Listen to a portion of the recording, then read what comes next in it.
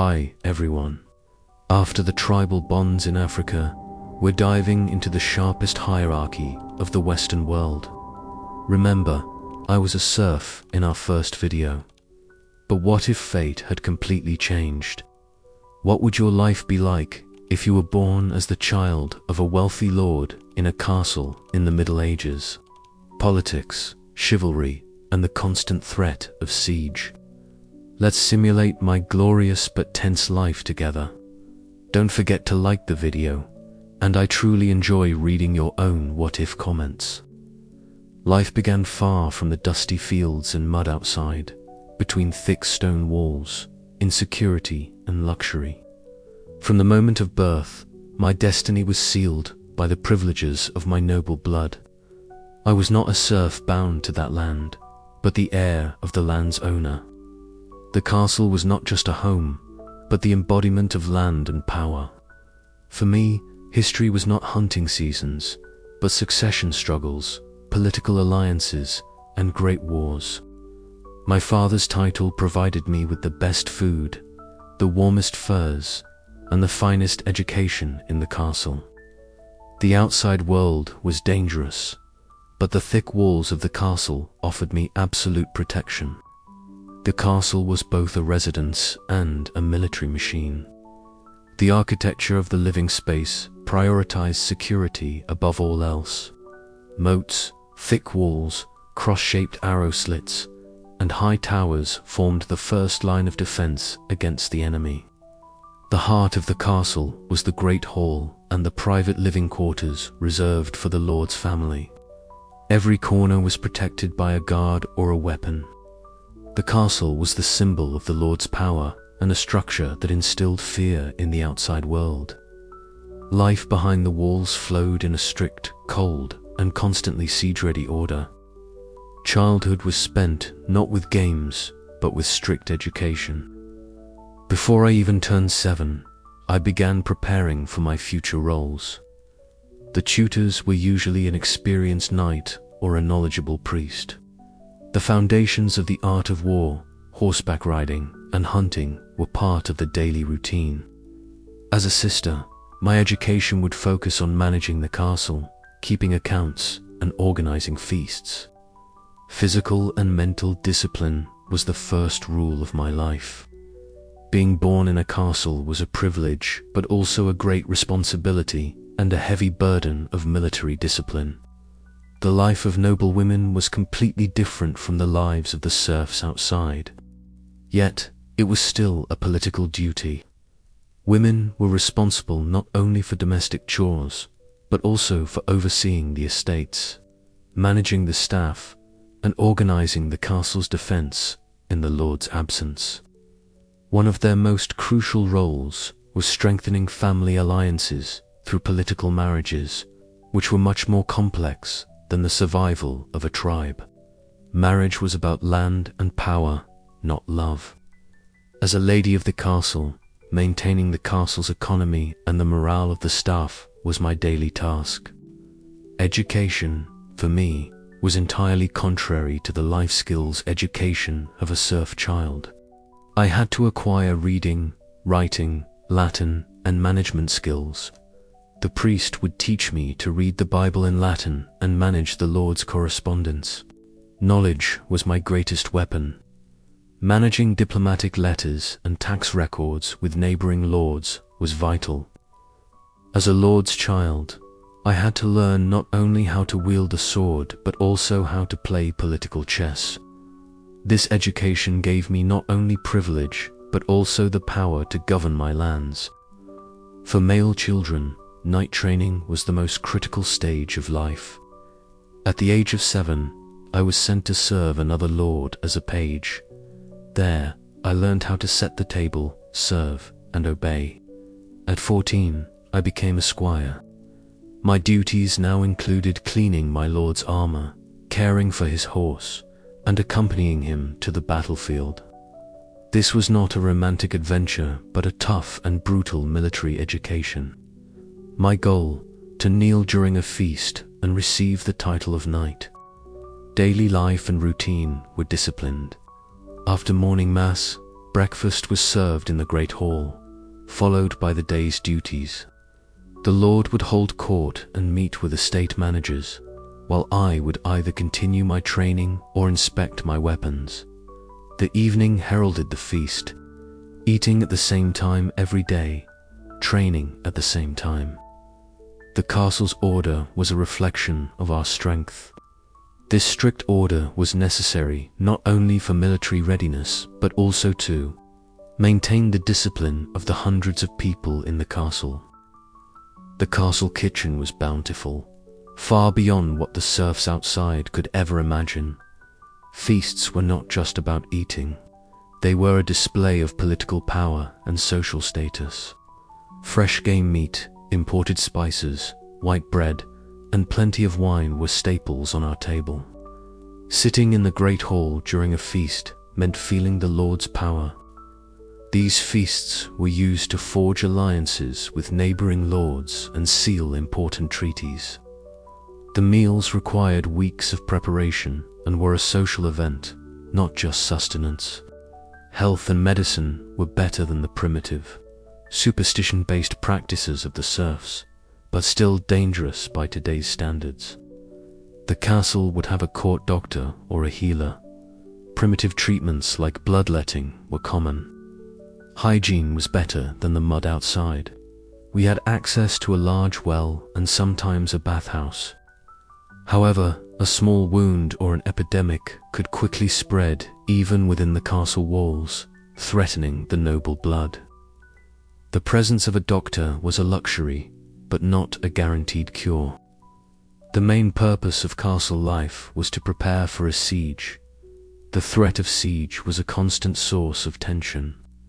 Being behind the walls felt safe, but also meant being trapped. When the enemy arrived, we had to live cut off from the outside world for months. Stocking food, inspecting weapons, and manning the ramparts were daily tasks. During a siege, the Lord expected his people to endure shortages of water and food. The castle walls were not just stone, but determination and patience. The castle was also a court, and the Lord's justice reigned here. The Lord held absolute power as both the lawgiver and the ultimate judge. Disputes among the castle staff or the serfs outside were settled before the Lord. Justice depended less on written laws and more on the Lord's will and your loyalty to him. Even as a nobleman, I was vulnerable to my father's anger or arbitrary decisions. The castle was a center of justice where power and arbitrariness converged. The castle's operation depended on the continuous service of hundreds of people. Cooks, servants, blacksmiths, tailors, armorers, guards, and stable masters. All were here to serve the Lord. The personnel hierarchy was strict. Everyone had a duty and strict rules within that duty. For me, these servants were the invisible cogs that provided the comfort of my life. Managing this massive organization was the Lord's greatest responsibility, as a staff revolt could be as dangerous as a siege. The obligation of nobility was to constantly forge political and military alliances. Enmity, friendship, and tribute agreements with neighboring lords were part of daily politics. Diplomatic letters constantly arrived at the castle. When a dispute arose, either peace was declared with a grand feast or armor was donned. The Lord's power came not only from his own castle, but also from the strength of the other castles he allied with.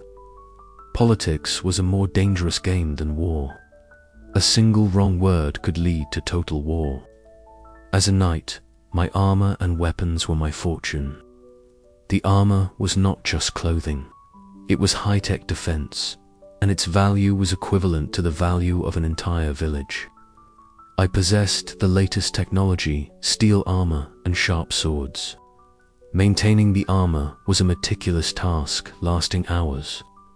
It constantly needed oiling against rust. The weapons were not ornaments but the guarantee of my life. Donning my armor before battle was a ritual. Each piece took on a sacred duty to protect me from death, The castle's social life revolved around hunting, chess, and grand feasts. Hunting was not just entertainment, but a way to maintain combat skills and procure meat. At feasts, traveling minstrels would bring tales of heroism from distant lands. This was our only connection to the outside world. Theatre or written books were rare. Entertainment usually consisted of live music, the comical antics of jesters, and stories of tournaments. These moments of enjoyment were a brief escape from the castle's constant military tension. The chapel or church inside the castle indicated that religion was the heartbeat of the castle. Religion was not just faith, but the source of the Lord's power and authority. The Lord derived his right over the land from God. Attending morning mass was mandatory for everyone in the castle. The church played a political role. The priest would bless the Lord's decisions and ensure the obedience of the people. Even within the castle walls, the church's authority and spiritual power were as sharp and effective as the Lord's spear. The large stone halls of the castle, despite their luxury, were cold.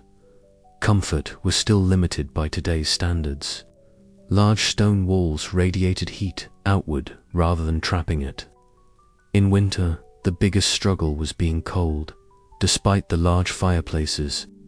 Thick furs, heavy fabrics, and curtains hung around the bed were our only sanctuary. Heating water and bathing were rare and laborious.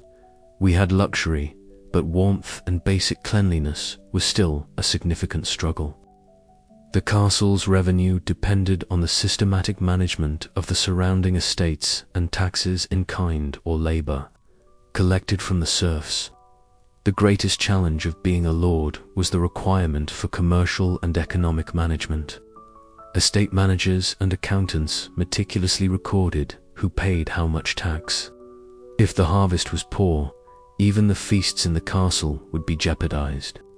My education included not only wielding a sword, but also the economics of tax collection and utilizing the land most efficiently.